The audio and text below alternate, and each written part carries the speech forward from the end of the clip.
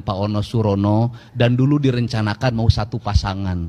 Ternyata nasib yang mengatakan berbeda. Saya bukan soal setuju, tapi menurut saya tidak efektif.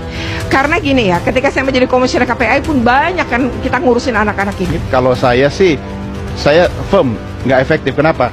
Ngapain kirim ke barak militer? Lebih galak istri saya. Bupati Purwakarta untuk bisa menjelaskan terkait dengan program tersebut. Biayanya dari mana? Ini tetap adalah anak, jadi mohon tidak dengan cara-cara militer. Artinya udah ada aturan hukumnya, kenapa harus ngarang-ngarang gitu aja, nggak usah. Sesuai ketentuan aja. Halo guys, kalian pasti nggak nyangka nih ada kabar mengejutkan dari dunia pendidikan di Jawa Barat. Mang Ono Suryono, Wakil Ketua DPRD Jabar dari PDI Perjuangan, bakal memanggil Kepala Dinas Pendidikan Provinsi dan Kabupaten Purwakarta gara-gara anak-anak sekolah dikirim ke barak militer buat dibina dan dididik. Bahkan Mang Ono menyalahi orang tua yang nitipin anaknya ke tempat kayak gitu. Katanya pendidikan itu ya di sekolah, bukan di militer. Nah, kita cek bareng-bareng yuk.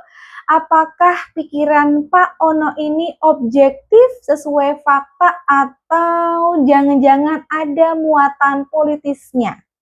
Simak terus videonya sampai habis. Oke. Ya kan? Nah, makanya sampai dengan saat ini pun kita belum tahu ada nggak regulasinya. Karena kemarin pun ya dinas pun menyampaikan masih diproses. Padahal saat ini sudah launching belum, ya kan? Yang katanya informasinya besok launching, sekarang launching kan di Purwakarta. Artinya segera ya, kita akan panggil Dinas Pendidikan Provinsi Jawa Barat, atau bahkan misalnya teman-teman kabupaten kota, misalnya Purwakarta, ya. Karena tadi disampaikan oleh KDM itu bahwa itu tanggung jawab Bupati Purwakarta. Ya. Mudah-mudahan teman-teman DPRD Purwakarta juga segera memanggil Bupati Purwakarta untuk bisa menjelaskan terkait dengan program tersebut. Biayanya dari mana? Kalau bersumber dari APBD 2025, saya yakin tidak bisa. Karena tadi yang tanggung jawabnya Bupati Purwakarta, maka teman-teman DPRD Purwakarta. Tapi kalau di Jawa Barat kita akan panggil lagi, mungkin melalui Komisi 5 ya. Di situ pun kan harusnya kita punya data ya. Saat ini pun kita harus disajikan data. Seberapa meresahkannya sih dari sisi data terkait dengan anak-anak yang tadi berkebutuhan khusus, bahasanya kan itu, atau anak-anak yang rawan. Kan sampai dengan saat ini kita belum mempunyai data satu kabupaten anak yang seperti itu berapa orang, sampai pada akhirnya membuat program kerjasama dengan TNI, ya. Jadi pelajar masuk barak militer. Kan kita selama ini juga belum tahu. Yang disiapkan karena kan lama ya, paling lama 1 tahun, paling cepat 6 bulan untuk membahas dari konsep sampai teknisnya. Tidak ada sama sekali pembahasan dengan DPRD. Kemarin saya tanya Kepala Dinas Pendidikan juga masih menyiapkan instrumen aturan. Ini udah berlangsung? Ya nggak tahu, makanya kita akan cek. Apa itu kategorinya, menyalahi atau mereka yang sedang ini bisa menolak karena tidak ada aturan yang jelas? Ya makanya kita lihat dulu. Kita belum berani mengambil kesimpulan seperti apa. Kita tidak perlu, tapi setiap kebijakan dari pemerintah sehingga memang harus ada aturan yang jelas. Kalau tidak aturan artinya masyarakat pernah menolak atau tidak ikut? Ya saya yakin sih gini ya. Kalau orang tua yang sadar betul terkait dengan nasib anaknya, maka siapapun orang tuanya tidak akan mau anaknya dimasukkan ke barak militer. Karena pendidikan itu ada di sekolah, ada di keluarga, bukan di barak. Sampai dengan saat ini DPRD belum diajak bicara oleh KDM terkait dengan masuk barak militer tersebut. Soal ini salah nggak secara hubungan komunikasi antara legislatif dengan eksekutif? Kalau ujungnya harus dibiayai dari APBD, harus ngomong ke kita dong. Tapi kalau melempar wacana, ya sah-sah saja, apalagi melalui media sosial sah-sah saja, tidak ada batasan. Tapi saya melihat KDM ini kan mempunyai visi lembur diurus kota ditata Jabar Istimewa. Ada 4 misi kan di sana. Salah satunya mungkin yang berkaitan juga membentuk karakter. Ya. Di regulasi kita itu, dalam hal membentuk karakter, maka pendidikan yang paling penting. Pendidikan formal, pendidikan informal. Kalau non formal ada 3 ya. Atau kalau diurai lagi, ada sekolah-sekolah yang berbasis umum dan keagamaan. Nah di Jawa Barat itu yang berbasis keagamaan, kita mempunyai 14.000 lebih pesantren yang punya legalitas. Kalau digabung dengan yang non-legalitas, ada 28.000. Banyak banget. Dan di situ bagaimana membentuk karakter manusia yang bukan hanya paham ilmu pengetahuan, tapi juga ilmu agama, yang mengajarkan juga hal-hal yang baik. APBD semua itu? Enggak. Oh enggak? Ada sebagian yang APBD tetap ada, misalnya BPMU, ada BOS misalnya, Iya. ya kan? Tapi ada beberapa yang memang secara mandiri juga. Maksud saya kita maksimalkan dulu kurikulum yang berbasis sekolah umum dan sekolah yang berbasis keagamaan. Apakah sudah mampu kurikulum itu untuk membentuk, ya kan, siswa yang baik? Harus dievaluasi dulu. Dan Pak Ono Surono, dan dulu direncanakan mau satu pasangan. Ternyata nasib yang mengatakan berbeda. Tetapi saya tahu Pak Ono masih sangat mencintai saya hari ini. Bisa terbukti dari postingan-postingan di media sosialnya. Saya bicara ijazah, Pak Ono bicara ijazah. Yang mungkin tidak akan pernah diikuti adalah saya cari istri, tidak mungkin Pak Ono cari istri. Arahan dari siapa Pak orang tua bisa ke sana Pak? Ya sementara ini saya support, Bupati juga support dari biaya operasional mereka ya. Bupati Purwakarta itu dari biaya operasional dia support. Tetapi mungkin nanti di perubahan anggaran dimasukin. Ada berapa daerah? Misalnya begini deh, mereka butuh makan, masa kita nggak bisa ngirim makan sih? Pemda provinsi juga bisa ngirim makan tiap hari, nggak ada masalah. Tapi dengan saat ini udah berapa siswa tapi? Kalau kemudian yang di Purwakarta 39. Yang Purwakarta hari ini di sini berapa Pak Kades? 30. Di sini 30. Kota Bandung 30. Pak, ada rencana buat siswa yang ada pemulai Pak seperti apa Pak? Ya kita satu-satu dulu deh. Satu-satu dulu. Memang ada tuh di komentar di media sosial, Pak Gubernur, anak-anak yang gemulai sudah pendidikan militer biar tegap. Ya bisa saja, gitu loh. Yang penting kan ini fokus dulu deh. Yang bikin resah karena kriminalnya udah pembunuhan loh, gimana sih? Sementara itu Gubernur Jawa Tengah Ahmad Lutfi tidak sependapat dengan cara Gubernur Jawa Barat Deddy Mulyadi yang ingin mengirimkan anak bermasalah ke barak militer. Namun langkah Deddy Mulyadi ternyata juga akan diterapkan Gubernur Bengkulu yang akan menyerahkan pelajar bermasalah kepada tentara untuk disiplin. Pandangan itu disampaikan Ahmad Lutfi usai mengikuti rapat kerja dengan Komisi 2 DPR. Lutfi menjelaskan pembinaan terhadap anak yang tersandung kasus kriminal telah memiliki ketentuan. Misalnya bagi anak di bawah umur masih ada kewenangan pihak sekolah untuk mendidik dan guru bisa mengembalikannya ke orang tua. Sementara bagi anak yang sudah cukup umur dan di atas 18 tahun bisa dijerat dengan pasal tindak pidana. Tengah ya, Jawa Tengah, bagi anak-anak mereka kita masih punya. Kalau anak di bawah umur kita kembalikan ke orang tuanya. Kalau anak-anak sudah di atas umur melakukan tindak pidana, kita sidik tuntas terkait dengan tindak pidananya. Kan begitu. Udah ada aturan hukumnya, kenapa harus ngarang-ngarang itu aja, nggak usah. Sesuai ketentuan aja. Kalau di bawah umur masih ada kewenangan, kalau di sekolah masih ada namanya guru, kembalikan orang tuanya. Kalau sudah cukup umur antara 12-18 tahun di atas itu ya pidana, ya kita lakukan pidana biar efektif. Saya bukan soal studi, tapi menurut saya tidak efektif.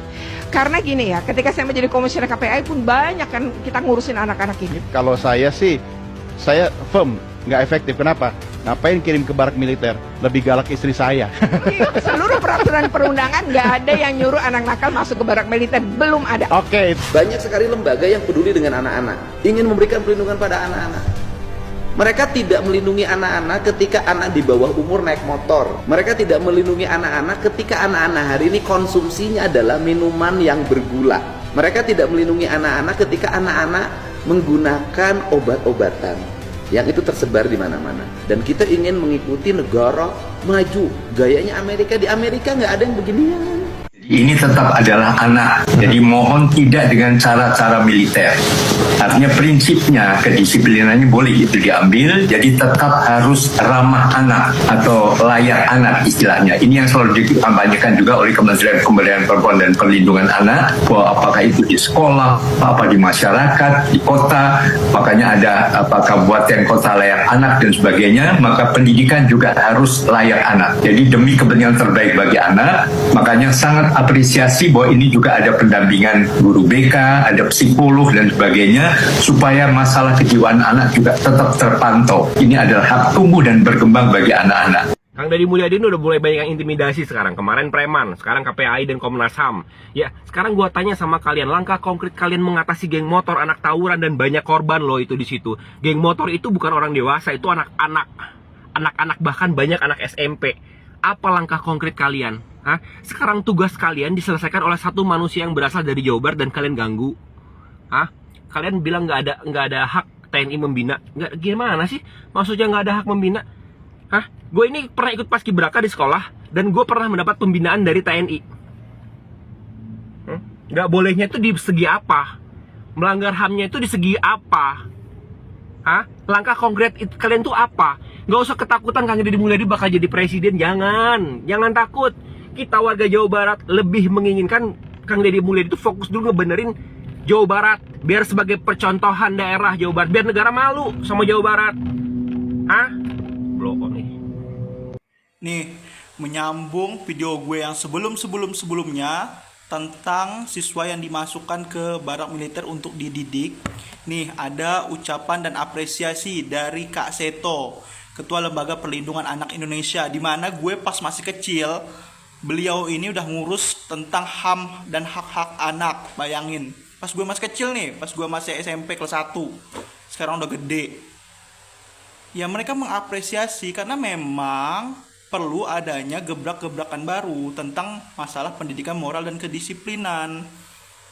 Nah, kalau sudah kita lihat hasilnya sekitar 6 bulan itu, oh ternyata berhasil, oh berarti bisa gitu. Terus kalau memang nggak berhasil, baru kita bisa dibilang, oh ini tidak efektif, anak ini mengulang kesalahan yang sama. Itu baru kita bisa mengukur. Kalau belum baru jalan 3 hari, gak bisa dinilai bos. Kita dukung aja, kita support aja, kita apresiasi aja. Toh Jawa Barat doang, toh di Bengkulu doang. Kalau misal provinsi lain gak sanggup, ya udah urusin aja masalah di daerahnya yang lain. Kalau memang gak bisa diurus pendidikannya, kan masalah lain juga ada. Atau memang gak ada masalah gitu.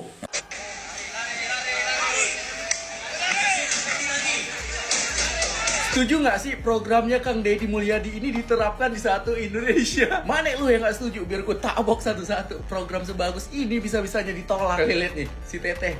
Aduh Teh, ngapain nangis? Anaknya nggak bakal mati. Tapi memang ini program bagus banget guys. Kalau bisa program ini diterapkan satu Indonesia, setuju nggak? Kalian tag Menteri Pendidikan biar mereka tahu. Aduh Bu, ngapain nangis? Anak lu tuh dikasih paham, dikasih pelajaran, ya kan? Nah jadi bocah-bocah, barudak-barudak yang kelakuannya siga setan, dimasukin tuh ke sono. Inces juga tuh, setuju nggak kalian? Udah deh, belajar yang bener, bukan make upan di sekolah. Dan tau nggak kalian, gue dulu pernah tuh ikut program kayak gini, tapi bukan karena gue bandel. Nah pada saat itu tuh, gue salah satu pelajar yang mewakili Sumatera Utara untuk ikut LDK Nasional di Secapa, Bandung. Udah, memang aji banget, digembleng abis-abisan. Dan programnya tuh mirip sama yang dijabarin sama Kang Deddy. Nah jadi menurut kalian setuju nggak kita terapkan di satu Indonesia? Kalian tag lah sekalian Pak Prabowo. Nah guys, itulah tadi pendapat pro dan kontra soal kebijakan yang melibatkan barak militer dalam dunia pendidikan.